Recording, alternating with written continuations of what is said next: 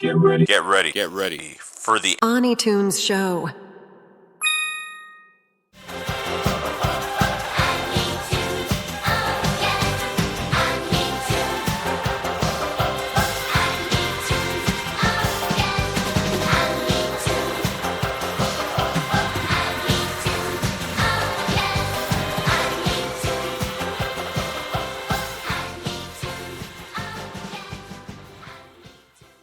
グランドスポンサーは YouTube チャンネルコードネームザビーストです。ご協賛ありがとうございます。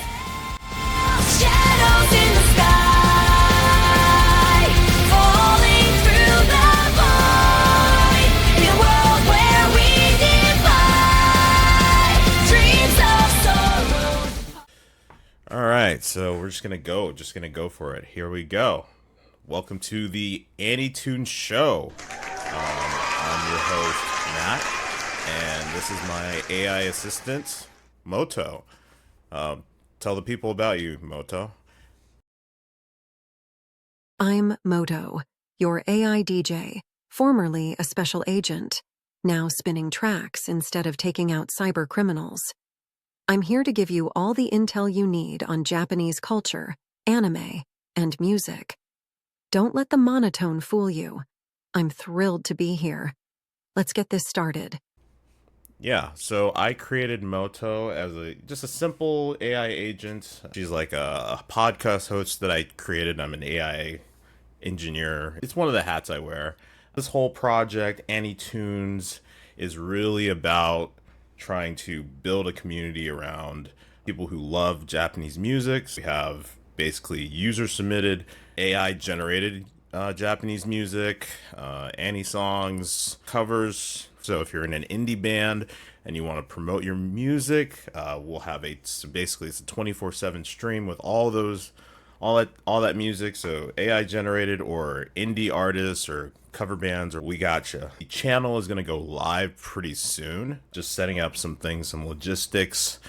This show is actually more about just talking about the news. Part of the reason why I'm starting this project is that I want to spread awareness of different Japanese music events that are happening outside of Japan. Like this concert, Flow, right? For example, I only knew about it out of kind of happenstance. So shout out to Otaku Blend. So this is a blog. Go ahead, give them a follow. Check out all their social media. Yeah, actually, just a heads up to the people at this blog. Go ahead and put up a Patreon. I would love to support you guys. Yeah, even if get you guys a coffee or something every month or something. Yeah, this is a really clean website, really clean, no ads. So hence why I think you guys should go ahead and put on a Patreon. But yeah, this is a great blog, nice place to get some information. But anyways, to that point, I've noticed that a lot of the information for these events, even to this day, are still kind of scattered. You either have had to have been following Flow and hopefully didn't miss that one post they made, which in my case, I wasn't actually subscribed to Flow, right? I didn't know. So that's another thing. Like a lot of people who love these bands, they just don't think to subscribe and follow them. So every year people are missing events that they would have gone to. Yeah, so that's part of the reason why I built this channel.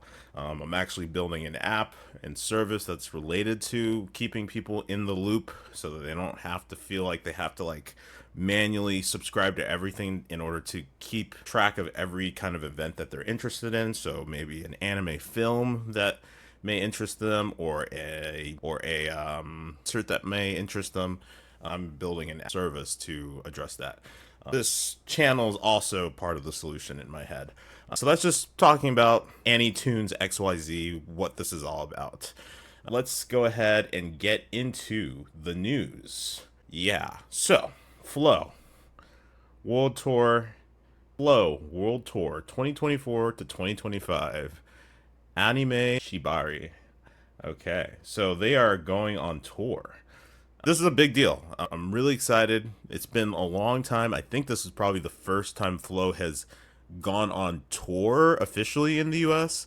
Usually what would happen with a band like Flow is they'll end up at an anime convention here or there. Maybe they'll go to one or two in the same year, the US or in Europe. So this is really special. Like, this is how viral anime has gotten. So it's a treat for, some of us older fans who grew up with anime in the like early 2000s, and a lot of this music, it was hard to get access to, let alone even dreaming of seeing them in concert. It's the largest tour in the band's history, like easily, right? This is a big deal for them, so this is something you don't want to miss out on. I definitely want to hear Go, definitely want to hear Colors, and for sure Eureka 7. That one is my favorite intro. Days, I can't. It's so good. So yeah, they're going to Australia July 20th, and then they'll start touring the US right after. So Oregon on the 23rd, San Jose, that's the show I'll be at. Secured MVP tickets. I can't believe they're still on sale. This was announced at least a month ago, and I'm surprised they haven't sold out. So get your tickets while they last. You've got another month and a half. So yeah, so San Jose, Anaheim, Denver, Chicago, Washington, New York, Boston, Montreal, Toronto, Detroit, Michigan. I mean, this is on a Saturday. I know that Florida's not listed here. Atlanta is not listed. So if you live in those areas and you really want to go watch Flow, I implore you. There's no guarantee this will happen again. Remember, Flow, they're on 20 years now. Who knows if they're going to do more? They're going to go beyond this. 20 years is already a long career for a band. So I would say if you can find a way to get to Detroit on a Saturday, I can already think of the logistics. You work Monday through Friday, you save up the $200-300 for the round trip to get to Detroit, Michigan. I'm talking to people who live in the US, right? So if you don't live near Detroit, you don't live without driving distance, I implore you to do whatever it takes to get there. Make it if you can. This is a once in a lifetime opportunity. I will tell you, I've been waiting at least 20 years to see something like this. Just take it from me. Don't take this for granted. There's no guarantee that this will happen again. So, yeah. And then third stage. So, Europe in September, more or less. Yeah, I don't know why they say 2024 to 2025. Everything seems to be happening here, but maybe they're going somewhere else. Maybe they're going to throw Asia in there to end out the year and head into the winter in 2025. So, yeah, that's it. That's Moto. What do you think about that? Flow's World Tour? That's monumental. They've supplied the soundtrack to many of our lives, especially if you've lost yourself in anime like Code Geass and Naruto. Seeing them live is like witnessing a piece of anime history come to life. I'd say Matt's advice stands. Don't take this lightly. These opportunities are rare, and you never know when or if they'll come again. Plus, witnessing Colors live is bound to give you chills. It's intriguing to see this level of dedication to connecting fans with their favorite Japanese artists and events. Your project, AniTunes, sounds like it could fill a massive void in this niche. Keeping tabs on scattered events is a nightmare. Consolidating that information into one place is sheer brilliance. So, to all our listeners, get on those tickets, support your favorite bands, and stay tuned for more updates from AniTunes XYZ. If you miss out, don't say we didn't warn you. BoA. Okay, so who is BoA? Okay, so first, the news is BoA has sold out all their tickets. Why is that a big deal? Let's get into it. Who is BoA? Well, they're the British pop alt rock band that from like the 90s that sang the Lane intro. Serial Experiments Lane. What is that, you may ask? Well, Lane is unless you've been living on a rock, or you're new to anime, Lane is is like a cult classic. It's basically a psycho thriller about internet and its effect on society. So how did we get here to BoA not only going on tour and then selling out? BoA, like for the longest time, when you typed in boa, usually what would happen when I did this in the past, I'll just do it on, I'll force it now, is you would type in boa and this Korean person, queen of K-pop apparently, no hate there, no shade, I just don't listen to K-pop. She would show up, and to my annoyance a little bit, I'd be like, wait, I don't listen to it. I'm like, who's this? I just want the British rock band. So now you type in boa music, and what comes up is actually boa. So for context, boa actually, and there's places that describe the story a lot more succinct and more entertaining than I'm going to explain it. But essentially, boa made the song for Lane. They released maybe one or two albums, and then they kind of broke up. And then, thanks to the virality of the internet, which is kind of poetic in a way, because the anime that they did the cover for was all about internet and its effect on society, and a viral trend with the song Duvet. So there's like a sped up version of the theme song that people were using for TikToks, and that just led people to find interest in who made the song. They go down the rabbit hole and they discover boa. So because of this, they actually come back from the dead, reformed last year, and decide to start making more music. They've got a new song called Walk With Me that is pristine. Love it. I mean, really all their songs are kind of really good. Actually, I think I like Walk With Me more than I like Duvet. I've been listening to this song for a long time. Never in my wildest dreams that I think I would ever, well, not even my wildest dreams I thought they would come back and start making music again. That was not within a realm of possibility. Not only that, because for a long time they were very known. They were like, we're talking about like, even if you're an anime fan, you might not have known who boa is. Boa, hell, I mean, there are people who watched Lane who probably didn't know who boa was, because boa was they're a very small band, for the most part. They didn't have a lot of followers, but thanks to the virality of the internet, they're back and they were able to actually get a tour going. And to think that the tour would sell out, yeah, amazing. So I've got 2 tickets to the show. My friend cancels, then I will give the ticket away to someone. I will be at the San Francisco show on the 14th. Looking forward to that. This is the one that I'm the most excited about. So I'll leave it at that. You know what, Moto, what do you think? What do you think about all of this? Boa selling out their tour? That's an impressive comeback story.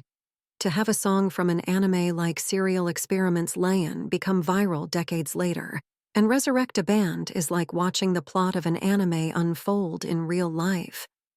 Let's not forget the sheer influence Lion has had. It's a philosophical exploration of the internet and reality, something that only grows more relevant. Duvet being rediscovered and appreciated again speaks volumes about its timeless quality. As for confusing bo-ah with bo-ah, classic mix-up. Korean bo-ah is undoubtedly a legend in her own right, but the British alt-rock band bo-ah holds a special place for anime fans. Your excitement is palpable, and rightly so. Enjoy the San Francisco show. For anyone who missed out on tickets, remember, miracles do happen, especially when the internet is involved. AG, Atarashi Gakko, AG. They are going on tour again. I went to their show last year. Spectacular show. What is there to say? They're Japan's best kept secret. If you haven't heard of AG, check them out. They're one of these bands that isn't tied to any like anime, because that's typically how most people find out about Japanese bands. So AG is one of those bands that doesn't really need to be tied to different properties in order to build their fan base. Their energy and what they do on stage, and their music videos, and their singing ability and their dancing ability, all of that, it's like a universal language. They're amazing. Let's just say that. Atarashi Gakko, if you've never checked them out, definitely do. They are going on tour starting pretty much tomorrow. So they're starting off in Paris. If you're in Europe, you've got Paris, Cologne, Berlin, London, Amsterdam, and then they're heading back to Asia to start in Seoul, Kuala Lumpur, Bangkok, Hong Kong, Taipei, Singapore, Vancouver. It's basically all of June. Start off in Europe, go back to Asia, and then come back in September. So basically fall, and finish out through North America. I'm pretty sure I'm going to the show on the 29th in September. So SF show. This is a different venue than before. I'm guessing this is a bigger venue because the last venue was actually, it was sold out, sold out, like packed. That thing was packed. It was an amazing show. Suzuka, I'll show the highlights of my time at the concert, and man, Suzuka, she actually literally ran through the crowd. Like not many artists do that, like not let alone a female artist. Sometimes you'll see an artist, they'll do a little crowd surfing if they're like more adventurous. Usually it's a guy though. Like usually it's not. Usually, you know, for good reasons. Like the ladies don't do that, but Suzuka doesn't care. Her face would be right next to the definition of charisma. Oh, man, can't wait. I'm getting way too excited about all these concerts. I mean, for someone like anyone will tell you this stuff like 3 or 4 years ago, this many concerts from artists from Japan was rare. You couldn't imagine this would happen 2 or 3 years ago. It's a great time to be a Japanese music fan. I'm thinking about going again. Survive said the Prophet. Who is that? So do you know Vinland Saga? Okay, maybe you didn't watch Vinland Saga. For me personally, I actually didn't finish Vinland Saga. I'm more of a Berserk fan. But anyways, they did the intro for Vinland Saga. Okay, maybe you didn't watch Vinland Saga, but you definitely, do you like Final Fantasy VII Remake? I love Remake, so I'm really excited to see Yosh, lead singer of Survive Said the Prophet. Basically, he sang the ending theme for the Final Fantasy VII Remake. Where and when? So, basically, beginning of July, about a month from now, I'm going to is obviously Berkeley, California. I'm a Berkeley alumni, so those are like my old stomping grounds, and I'll be excited to be there. I was very surprised that they chose Berkeley, but not like San Francisco. The Cornerstone, so it's going to be a very intimate vibe, kind of a smaller venue. I'm hoping there's going to be a meet and greet and everything. That would be cool. If not, it's fine. You know, I'm happy just to see them live. What do you think about that, Moto? Adarashi Gakko. They're trailblazers, breaking free from the need of anime ties to build their fan base. Seeing them live is experiencing raw, unfiltered talent. Suzuka running through crowds? That's emblematic of genuine charisma and fearlessness. Now, Survive Said the Prophet, hitting Berkeley? A fortunate alignment for fans. Their contributions to Vinland Saga and Final Fantasy VII Remake are already etched in music history. The intimate venue will only enhance the visceral experience. Bottom line, it's a golden era for Japanese music stateside. Enjoy it, but don't let it go to your head. I wanted to also bring attention to Asia Blooming. This is another blogging site. They did an interview with Survive Said the Prophet. And when? So yeah, I'm not going to read it. Go ahead, go to Asia Blooming and give it a read. It's a well-written article. And they're not really focused so much on just anime. This is more of like maybe Asian culture, but anime fandom is a big part of it. Japanese music is a big part of it. It's clean. Again, another blog with minimal ads. Really love the minimal. I love blogs that don't have tons of ads. So go ahead, give these people a follow, a like, tweet, share their stuff, do all that good stuff. All right. And then last but not least, Man with a Mission. Man with a Mission is coming back again for a second world tour, essentially. I went last year when they came to America. I'm not sure if they hit most of Europe. I don't think they really did hit Europe. I might be wrong about that. I'll have to check.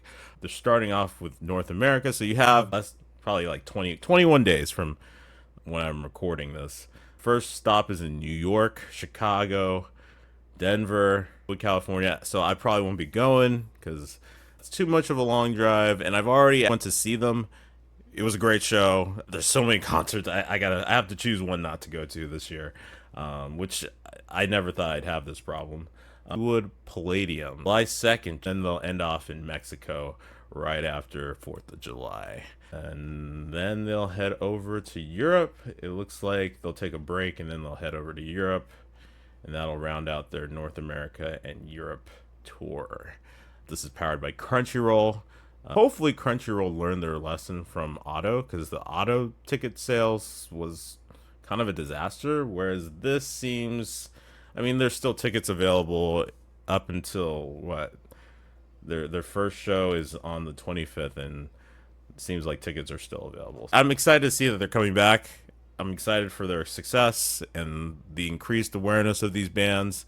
It's long overdue. I think a lot of the reason why Japanese bands haven't ventured out of Japan, Japanese businesses, they tend not to, it's kind of more of like a cultural thing where it's like conservative, but things are always high quality, but they don't take tons of risks on things compared to like other nations. They're usually the last to adopt a lot of technologies, but when they do, generally it's a very high quality. Think of all the issues you have with your Sony PlayStation, which for most people is none. I mean, anyone growing up with a PlayStation will tell you, I never had an issue with a PlayStation. Think of all the issues you have with your Xbox, though. There's always some kind of weird issue with Xboxes. I can tell you, as someone who grew up with like the Red Ring of Death on my 360. That's probably most of the reason why these bands never took the chance, per se. I mean, they would, but they just wouldn't like market it well, or because there was definitely people who knew who these bands were and would be excited to like see them if they came to the US. It's just like, and that's kind of what my app is going to be addressing, trying to bridge the gap between bands that are trying to advertise and spread awareness of their concerts when they're coming to the West, and increasing awareness for people who are fans of those bands. Because like I said earlier, it's like, even for someone like me who's like super into this stuff, I still miss stuff. Like there's Reddit posts, occasional Google will just recommend it to me on my phone. Sometimes I'll get it through, I'll just happen to see them on YouTube because I'm subscribed to the YouTube channel. But yeah, usually it's like one or two posts, and if you missed it, you missed it. I would say is the reason why sometimes I'll talk to people and they're like, I didn't know they were into. So I'm gonna address that. I'm hoping to address that. What do you think about all this, Moto? Like, what do you think about Man with a Mission coming to the U.S.? Man with a Mission coming back for another tour? That only solidifies their growing impact in the West. When Japanese bands start establishing consistent international tours, we know some serious breakthroughs are happening. Crunchyroll being behind this hopefully means they've learned from their previous missteps and will handle it smoothly. The struggles of marketing and conservatism in Japanese business culture have definitely slowed some global advancements. But clearly, that's changing. Your app could become an indispensable tool in bridging these gaps, ensuring no one misses their favorite acts. As for the endless parade of concerts and the logistical nightmare it brings, well, that's a problem most music fans would kill for. Enjoy the chaos. Matt. I'm Jack. My mission is to kill chaos. That's all I know. When are we gonna fight chaos? All I care about is seeing chaos dead. Looks like chaos has been waiting for us. Chaos. All right, cool. All right, so let's get into the outro. Oh wait, hold on. Did something? I think something happened today. What was? I get this like feeling, like this ominous energy.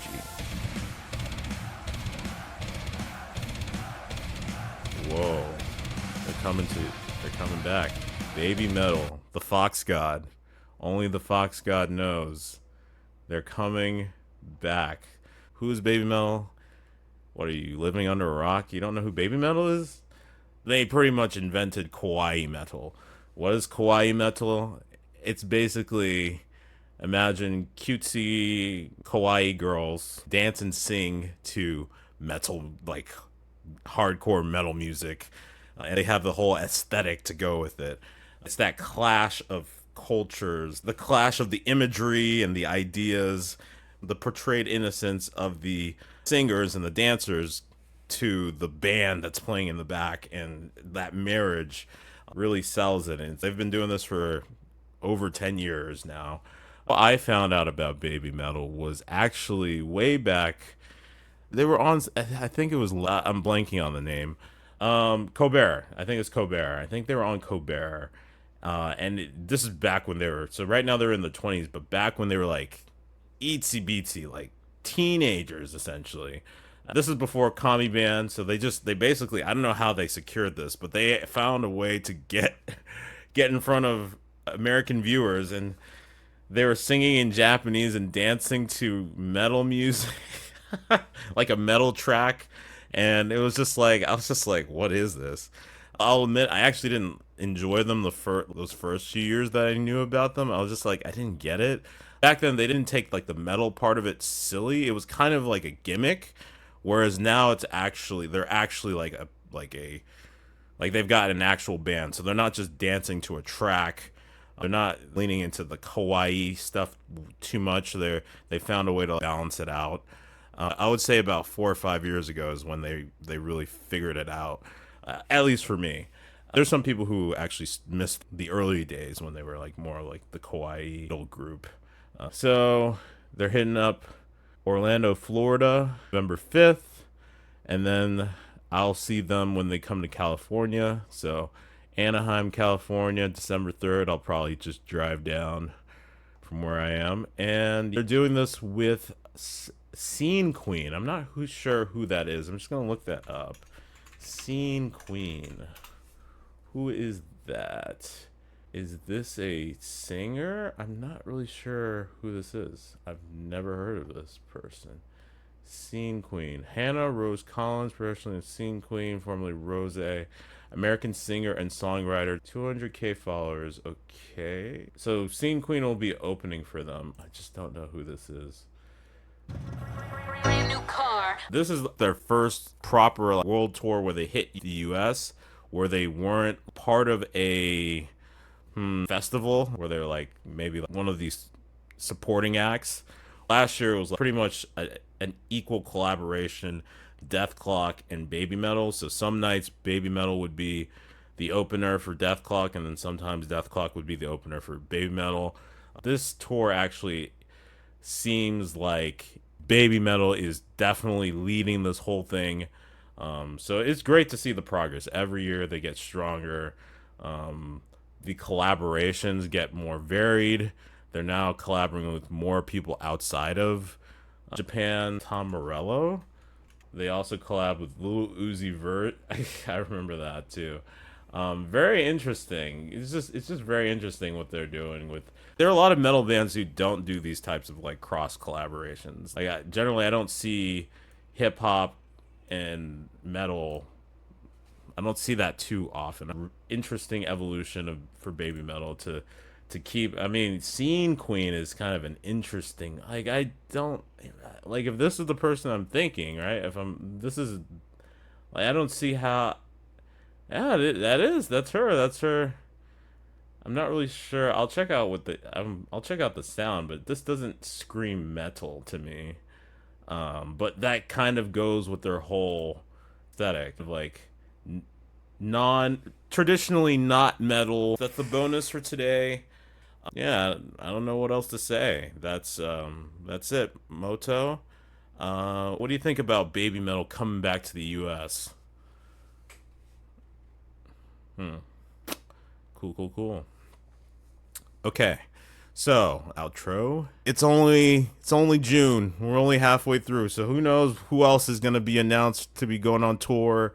Special guests at conventions that come at the last minute. Who knows? So it's been a great It's been a great month of It's been a great year of Japanese music already. This is already a record high, just in terms of the amount of bands and the amount of venues and the amount of dates. Definitely all-time high. I'm blessed to be alive to be able to witness this, and be able to, take advantage of the opportunities. Even if they're not in your city, if you're in the U.S., figure it out. I'm just saying, this is from an old person who lived through the days when this was very rare. Take advantage of it. Don't waste the opportunity. You never know if they'll come back. But, granted, given their success, I'm sure they will. Like, comment, subscribe, and please stay tuned for the debut of the 24/7 live stream. So these are going to be, like I said before, they're going to be user submitted songs. So if you generate music on suno.com or udio.com, these have to be Japanese songs with lyrics. I'll explain the whole process later, but essentially, if you're interested, comment below and I'll talk with you. Your songs, they'll be in a playlist. It'll just loop, and I'll have Moto, my AI DJ, as part of the loop. I'm working on it every day to become more autonomous. So part of the loop, she'll be basically featured in the commercials, and you can actually see the commercial on the YouTube page. You can just check my channel. It's the only other video on there right now as of this recording. And I'm also working on an AI generated anime. I've got AniTunes XYZ, and I've got codename The Beast. So I'm trying to separate how where I put content. I don't want everything on the same page. So go ahead, go check me out at codename The Beast for my anime series coming out. I'm not gonna say soon, but it's I'll be posting progress pretty much on a regular basis. Moto, take us out. Babymetal's return. It's like the fox god himself has blessed us. They've created a whole new genre, merging cute and metal, and it's been a wild ride from their early days to now commanding tours. With each year, they sharpen their skills and expand their reach. From collaborations with Tom Morello to unexpected acts like Scene Queen, their versatility is unparalleled. All right, that's your dose of AniTunes XYZ for today. We've covered a lot, from groundbreaking bands to international tours. Remember, seize the opportunity and secure those tickets while you can. Like, comment, and subscribe to stay updated. Our 24/7 live stream will soon feature user-submitted and AI-generated tracks, narrated by yours truly. And don't forget to check out our anime series updates at codename The Beast. Moto, out.